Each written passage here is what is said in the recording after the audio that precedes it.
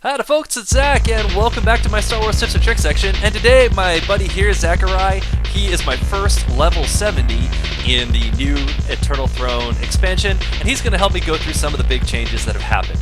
First thing I want to point out is that we have a new menu bar, and this kind of threw me for a loop because I'm really used to just going at it in a very consistent way from, 5 years of playing this from the beta. So this is kind of a big change. Now everything's grouped up a little bit like you'd see kind of like in a ribbon or, a Microsoft Word program or something like that, where there's actually just headers now, and underneath the headers are different topics for that header. So you're going to find yourself relying a little bit more on quick keys and shortcuts than you did on actually going to the menu and just clicking on an icon and getting right to the right menu you want to use.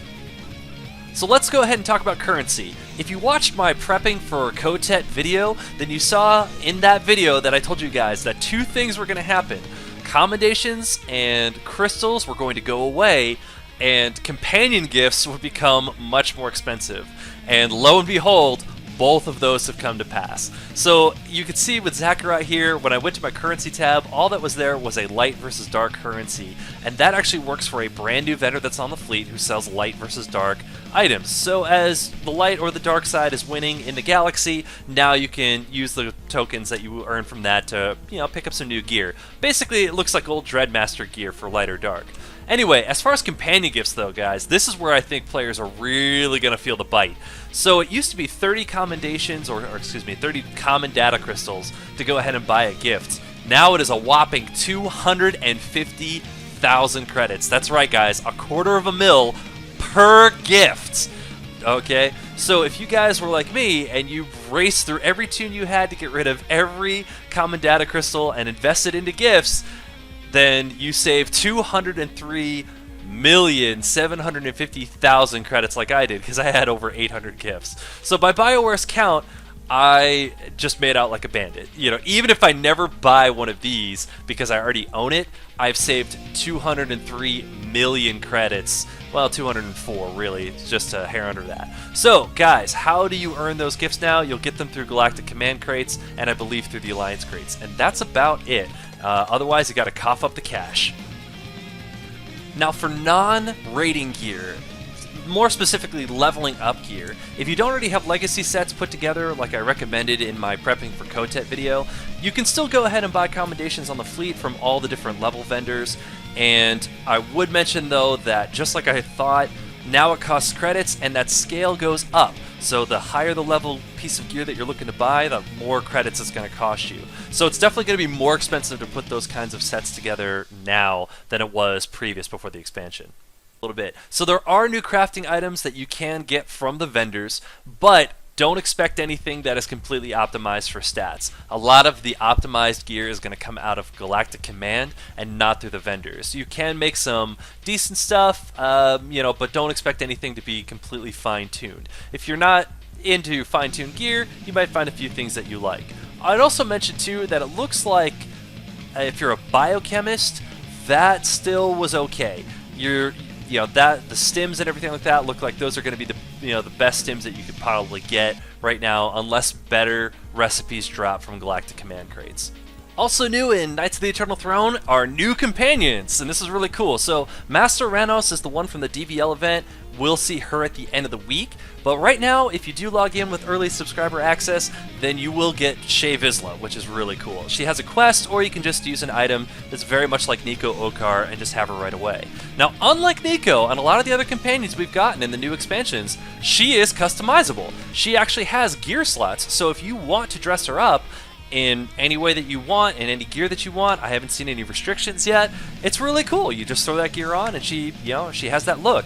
I will say that the helmet kind of poses a problem. Anytime gear comes off of her, she reverts back to this look. So if you don't have something in her helmet slot, you saw me try to hide the helmet slot, it didn't really work. But if you put something like a headset in or something like a headband, that should work just fine. Alright guys, and now it's time to talk about Galactic Command. This is where the rubber hits the road. This is the biggest change. So we talked about it a little bit earlier, but now all the loot that is the best gear in the game is going to come from Galactic Command. So if you're looking for your set bonus gear, it doesn't drop off of some raid boss anymore. Now, if you earn up enough Galactic Command points, you get a Galactic Command crate, and hopefully inside of it is a piece of gear you really want. Now for me, on the very first crate I opened, I got a set bonus piece for my bracers for my Sentinel. Right in the first crate. That was great. But then the next two that dropped only had greens in it. That's it. So I have to keep grinding out more and more points for more and more Galactic Command ranks so I can hopefully keep getting crates. The downside of this is that every rank takes more points to earn up. It's just like a leveling system. So the higher up you go, the more points you need to continue leveling up those crates. It caps out at 300, and after you hit the cap, you still get crates. You just won't get any more, ranks after that point. Now, so guys, this is the big change. You could be farming heroics all week and end up with more top-end gear than a raider who comes in and raids one raid or one mega, expansion raid. Alright guys, this is where the rubber hits the road. We gotta talk about Galactic Command. Galactic Command, this is the make you break you element of the new expansion for a lot of players. Bar none. So all the old looting system is gone. You don't get the best gear in the game from raid drops anymore, and you can't craft the best gear yet. If you want either recipes or the gear, you've got to buy into the Galactic Command system. So now when you log in and you get to a certain point, you'll have a new experience bar, and it works just like a regular experience bar. It levels up every time you get enough experience, and then the next rank takes a little bit more experience to get to the end of that bar. Every time you hit a rank, you get a new command crate, but the crates themselves have random loot. So like the very first crate that I opened, I got a 230 rating bracer that was also a set bonus piece. So it's my new set bonus for my Sentinel. That was really cool to get, but then the next two crates I got on my next two rank ups that each took a little bit longer to attain, I only got green pieces. The loot inside of it is completely random, so you may have a lot harder of a struggle than the next guy next to you, even if you're both doing the exact same amount of experience. Alright? Now, this also means, too, that loot no longer is tied to, like, the elitism of raiding.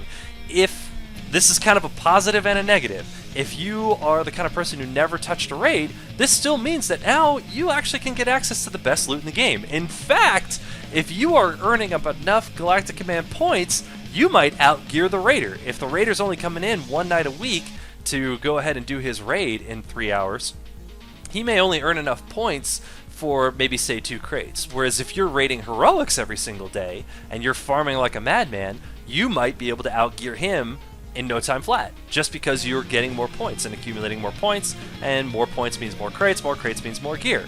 So guys, right now it looks like if you want the best gear in the game, the recommendation is actually to find easy heroics that have a ton of elite or champion mobs and just kill them. Until we find the better system. You're still going to get more points if you do raids and such, but by no means are you tied to that anymore.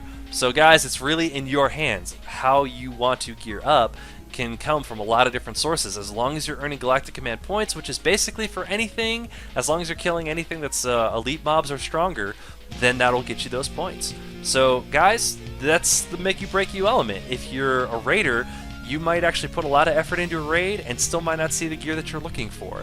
If you are a casual player, you may end up with fantastic, phenomenal gear just for doing what you normally do.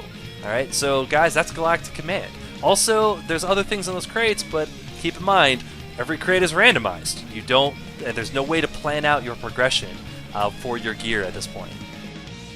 Okay, now a mega spoiler warning, alright? If you do not want the plot or details revealed to you, or anything spoiled before you play it, stop watching now, finish the video, and subscribe to my channel.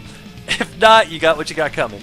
The second new companion is Arkin. If you make the right choices, then you get to have Arkin as a playable companion character for your Outlander character. That is right. And even better, he runs on the same gifts that Shea Vizsla does, which is military gear and imperial gifts. He likes them about equal. So if you guys saved up military gear like I recommended doing and the prepping for KOTET video, you are all set to make him whatever influence level you want and run around the galaxy with a guy who used to sit on the Eternal Throne on your side. So guys, those are the biggest changes I thought that were worth mentioning. And if you guys enjoyed this video, please like and subscribe. Or if you feel inclined, use my new friend referral link. If you've never played the game before and you're looking to jump in now, it's a great way to get started. Gets you from some free swag, supports me on my channel, and we'll see you next time.